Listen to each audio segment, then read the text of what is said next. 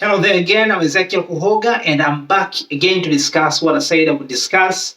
Again, I think I will use two languages because I need this message also to go to all of my followers, those who speak Swahili and speak English. So I will again start with Swahili, and then I will switch with English, and hopefully I will be able to speak the same message on both languages.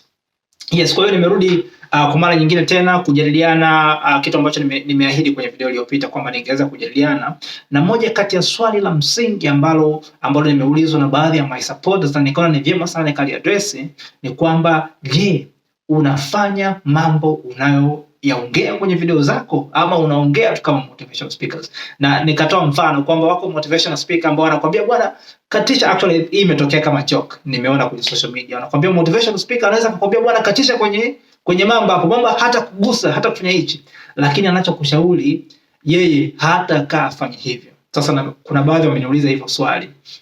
Sasa na pia natambua ziko category mbili kama sio tatu. Category ya kwanza wako wale watu ambao wanauliza swali kwamba bwana wewe unafanya unachokizungumza wakiwa kwenye tunaita kwenye critic mode. Wao lengo lao ni ku-criticize kwamba bwana mdogo bado hujui haya mambo, tulia. Unazungumzia mambo ya uwekezaji wa hisa, umeshawekeza kwenye hisa, una kampuni ngapi umeshawekeza? Unaona, kwa wako watu ambao wanasema hivyo lengo lao ni kuambia bwana dogo tulia, ufundishwe, baadaye ukiiva sasa ndio uanze kuongea. Kama wewe upo kwenye kundi la hao ambao ni critics, of course wewe pia ni muhimu sana, kwa sababu unanikumbusha maeneo muhimu ambayo natakuwa nizingatie. Ingaje of course mimi sio mtu wa kukata tamaa kirahisi, kwa huwa sikatishe tamaa na mtu yote, lakini natambua mchango wako ni mzuri na wewe pia unaweza unaniinua kutoka kwenye level moja kwenda nyingine, lakini hii message ya leo sio kwa ajili yako. Hii ni kwa ajili ya category la pili la wale watu ambao wao pia wanauliza swali hilo kwamba bwana hivi unafanya unachokiongea ama nini? Wao lengo lao ikiwa ni kujua kama kweli inawezekana. Kuna mtu atakushauri bwana, ukikutana na chui usikimbie. Hakikisha unasimama unamwangalia. Chui ukimgeuzia kisogo anakumaliza.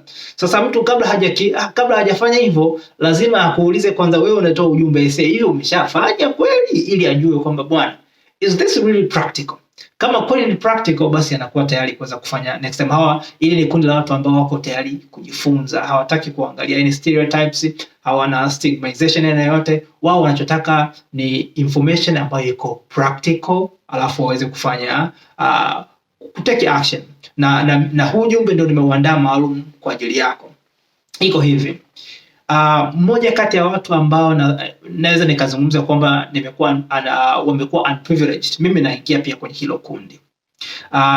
Nimekuwa kwenye familia ambayo sitaki kuzungumzia sana kwenye familia yangu kwa sababu nataka kuifanya iwe ni private, lakini tu roughly mimi nimekuwa kwenye familia ya kimaskini. Hatujawa na biashara kubwa kusema kwamba tunaendesha biashara. Sijawa na access na watu wakubwa ambao wana maofisi makubwa, kwa hiyo sijapata mtu wa kunielekeza hivi vitu, kunisomesha darasani ama vitu kama hivyo. Kwa hiyo mpaka nafika hivi utu uzimani, hakuna biashara ambayo nimewahi kukabidhiwa labda na mtu fani, uncle, baba au bibi, kwamba bwana endesha biashara tunakufundisha kufanya hicho kitu. Na hii ni privilege ambayo baadhi ya wenzetu wanazipata. Baadhi ya watu though majority kubwa sana, wengi wanaingia kwenye kategori yangu kwa sababu inajulikana kabisa jamii za Tanzania ziko jela. Wako wachache ambao unakuta mama ana biashara kubwa au baba ana biashara kubwa kama kina Rednut Mengi, kama wale watoto mapacha wa Rednut Mengi. Maisha yao definitely yatakuwa tofauti sana na mtoto ambaye anakuwa pale Buza ama wapi ama Mpwapwa Dodoma. It will be very different. Na hiyo imekuwa ndio hiyo kesi yangu. Kwa hiyo sijawa so much privileged kusema kwamba sasa ni kuambia kwamba guys mimi nimeshaendesha biashara kubwa sana, kwa hiyo I know what I'm talking about. Mimi siko kwenye hiyo category, au sio? Lakini ambacho kinachotokea, nimekuwa nina kiu ya kujifunza hivi vitu toka zamani sana.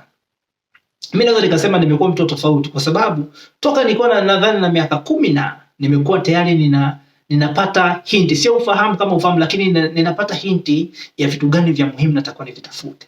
Nimeanza kufuatilia mambo ya uwekezaji wa hisa, nakumbuka toka nilikuwa na miaka 10 na nimemesha kwenye video yangu moja. Kwa mfano nimeshawahi kutamani kuwa mmoja kati ya owners wa CRDB, na nadhani sijui nilipata wapi ile hinti, ila ndo baada ya kuuliza nikaja kuambiwa hapana, wanao own CRDB ni wale ambao wako kwenye board ya CRDB, wale mabosi ndio wanaooni kampuni.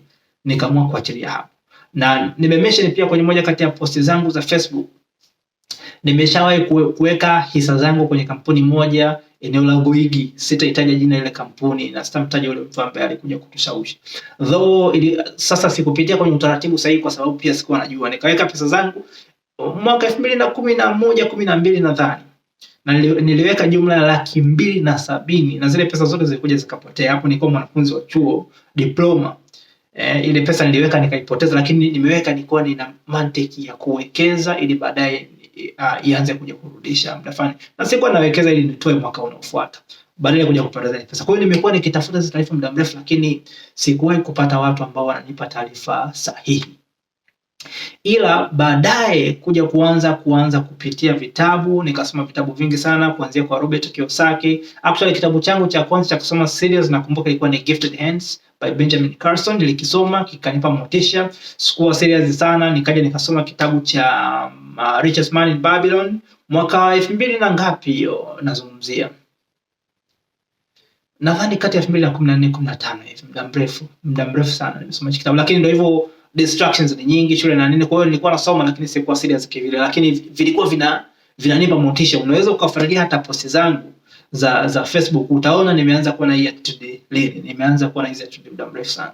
Ila ndio hivyo, sikuwa nina source ambazo ziko primary enough kuweza kunipa material ya kuanza then.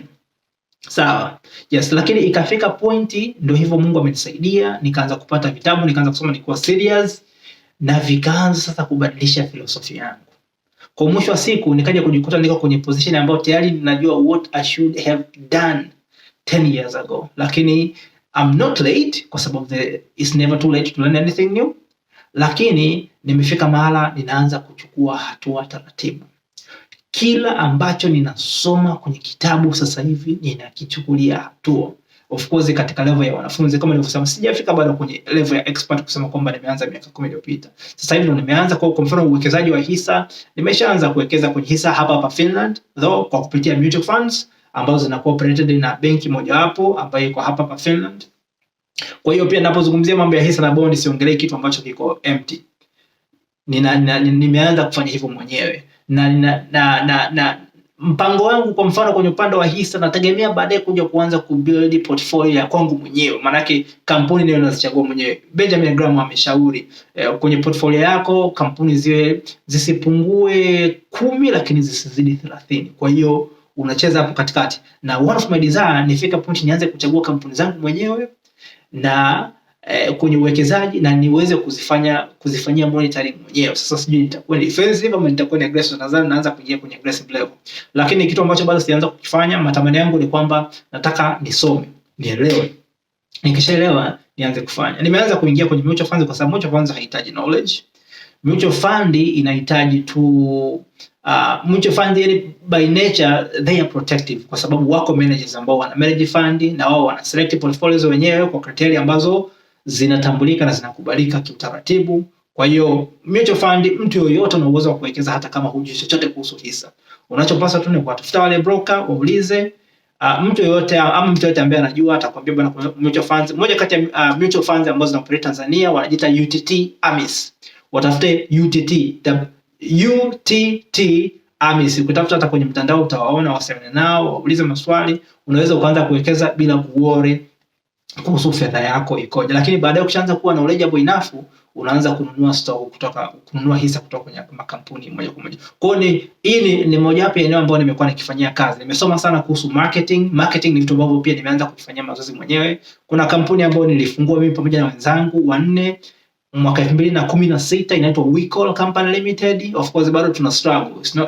Sio rahisi kuendesha biashara kwa mazingira hasa ya Kitanzania. Huko Ulaya bwana kuna support nyingi sana zinatolewa, lakini sio rahisi. Kwa hiyo kuna kampuni ambayo iko hapo pia najaribu apply baadhi ya vitu vichache ambavyo tunasoma kwenye kitabu kuhusu marketing, kuhusu sales, mambo ya philosophy, ndio kama hivyo kutoa shukrani kwa mfano. Ni vitu ambavyo kila ninachojifunza nakijaribu. Lakini kwenda zaidi ya hapo, moja kati ya kitu ambacho ninakiamini ni kwamba si jambo jema kusema nijifunze mpaka niwe master ndio nianze kushare na wengine. Mimi naamini una uwezo wa kushare na watu wengine ukiwa unaendelea kujifunza, as long as unachokishare na watu wengine ndicho unachokiamini kwamba I believe in this. Ukishare na wengine, mimi nadhani huo ni upendo wa kusema kwamba jamani, twendeni pamoja.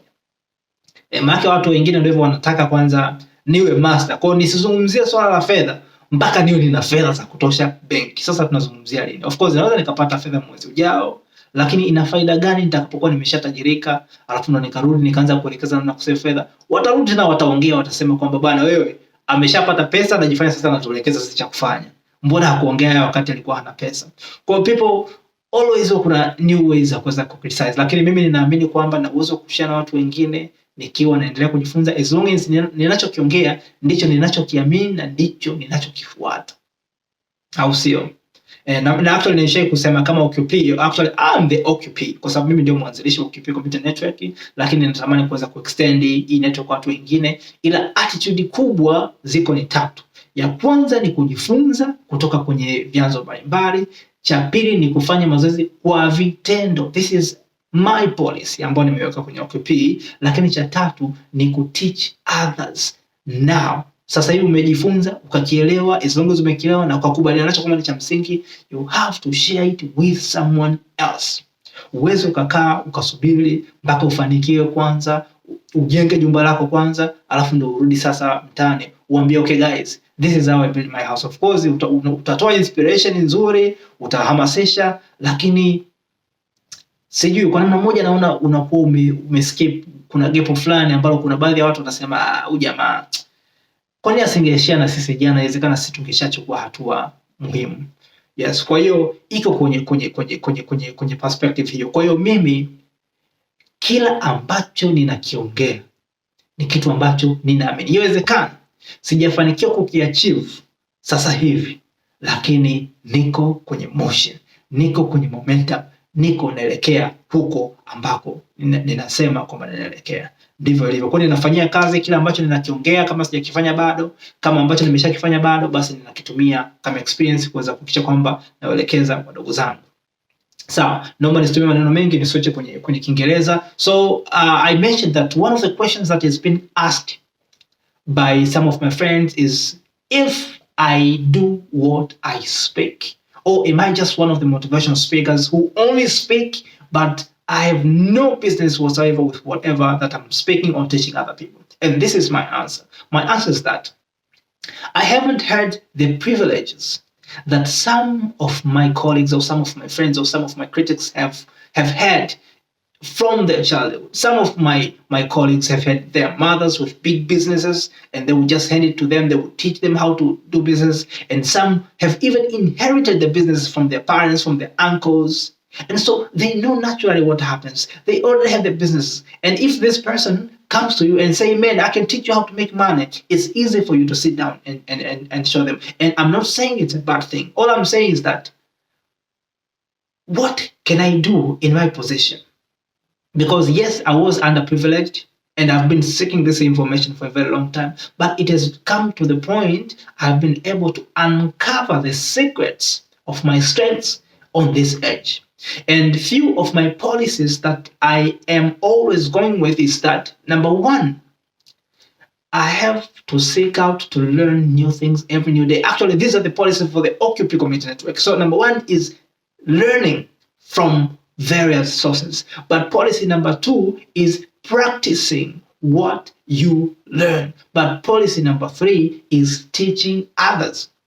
So I've already spoke on learning, but on practicing, I've mentioned that while I was speaking in Swahili, that now because of these underprivileges, most of the things that I'm starting to do now as an adult person.